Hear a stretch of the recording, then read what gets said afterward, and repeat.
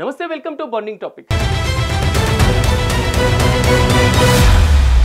సముద్ర గర్భం రహస్యాల గని, అంతు చిక్కని లోకం. మానవుడు చంద్రుడి మీద అడుగుపెట్టాడు, అంతరిక్షంలో విహరించాడు. కానీ సముద్ర లోతులో దాగినటువంటి వింతలను ఇంకా పూర్తిగా ఛేదించలేకపోయాడు. అలాంటి రహస్యాలలో ఒకటి పసిఫిక్ సముద్రంలో వినిపించిన ఓ శబ్దం. అసలు సముద్రంలో వినిపించినటువంటి ఆ అంతు చిక్కని శబ్దం ఎవరిది? ఆ శబ్దం దేనిని పోలి ఉంది? దీని వెనుక ఉన్నటువంటి కారణాలేమిటి? సముద్ర గర్భంలో ఇలాంటి శబ్దాలు ఎందుకు వినిపిస్తాయి? శాస్త్రవేత్తలు దీన్ని ఎలా అన్వేషిస్తున్నారు?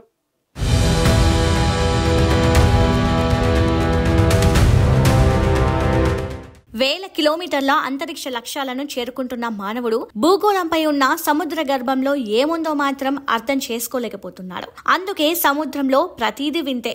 రోజుకో కొత్త విషయం బయటపడుతుంది. మనకు తెలియని వింత విశేషాలు సముద్ర గర్భంలో దాగి ఉన్నాయి. అలాంటి ఓ వింత శాస్త్రవేత్తలకు ఎన్నో ఏళ్లుగా ప్రశ్నలాగా మిగిలింది. 1999లో పసిఫిక్ సముద్రంలో అనూహ్యమైన శబ్దం రికార్డ్ అయింది. మహిళ గొంతుల సన్నని హమ్మింగ్ లాంటి ఈ శబ్దాన్ని national oceanic and atmospheric administration హైడ్రోఫోన్లు గుర్తించాయి. ఈ శబ్దానికి జూలియా అని నామకరణం చేశారు. దాదాపు 3000 మైళ్ల దూరం నుంచి వినిపించిన ఈ శబ్దం శాస్త్రవేత్తలను ఆశ్చర్యంలో ముంచెత్తింది.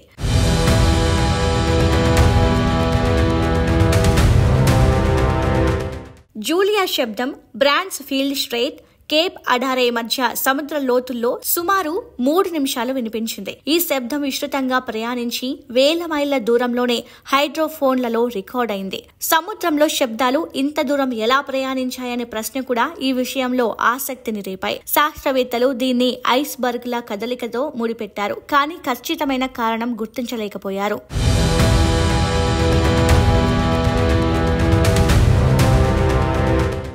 జూలియా శబ్దం గురించి ఎన్నో ఊహాగానాలు వచ్చాయి. కొందరు దీన్ని ఐస్ బర్గులు రాసుకోవడం వల్ల వచ్చిన శబ్దంలా భావించారు.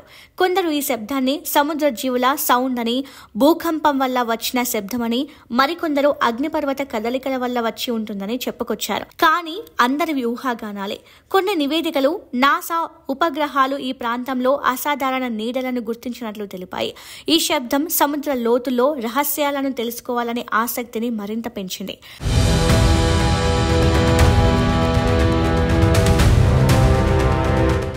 సముద్ర గర్భం అన్వేషణ మానవుడికి ఎందుకు సవాల్గా ఉంది? అంతరిక్షంలోకి వెళ్లడం సాధ్యమైనా సముద్ర లోతుల్లోకి చొచ్చుకెళ్లడం కష్టంగా మారింది. సముద్ర ఒత్తిడిని, చీకటి, సాంకేతిక పరిమితులు సముద్రంలో అన్వేషణను సంక్లిష్టం చేస్తున్నాయి. సముద్రంలో అపారమైన నీటి ఒత్తిడి, అనూహ్య పరిస్థితులు పరిశోధనలు చేయాలనుకునే శాస్త్రవేత్తలకు ఇబ్బందులు కలిగిస్తున్నాయి. సముద్ర గర్భంలో 70% ఏముందో ఇప్పటికీ తెలియదంటే అర్థం చేసుకోవచ్చు సముద్రంలోకి వెళ్లడం ఎంత కష్టమోనని.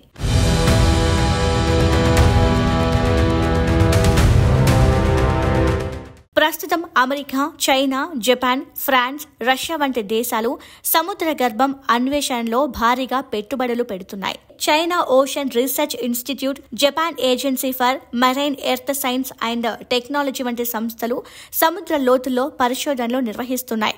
రోబోటిక్ సబ్మెర్సిబుల్స్, డీప్ సీ డ్రోన్లు, సోనార్ సాంకేతికతలు ఈ పరిశోధనలకు ఊతమిస్తున్నాయి.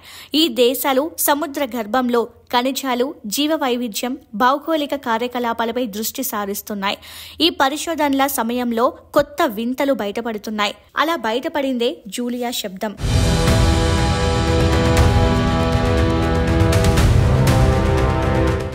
జూలియా శబ్దం వంటి రహస్యాలు సముద్ర గర్భంలో భౌగోళిక కార్యకలాపాలపై కొత్త కోణాలను అందిస్తున్నాయి. శాస్త్రవేత్తలు ఈ శబ్దాన్ని ఐస్ బర్గుల కదలికలు, భూకంపాలు లేదా అగ్నిపర్వత పేలులతో ముడిపెట్టారు. అలాగే సముద్ర గర్భంలో టెక్టానిక్ ప్లేట్ కదలికలు, హైడ్రోథర్మల్ వెంట్స్ వంటివి ఈ శబ్దాలకు కారణం కావచ్చని అంటున్నారు. అయితే వేటికి సరైన ఆధారాలు లేవు.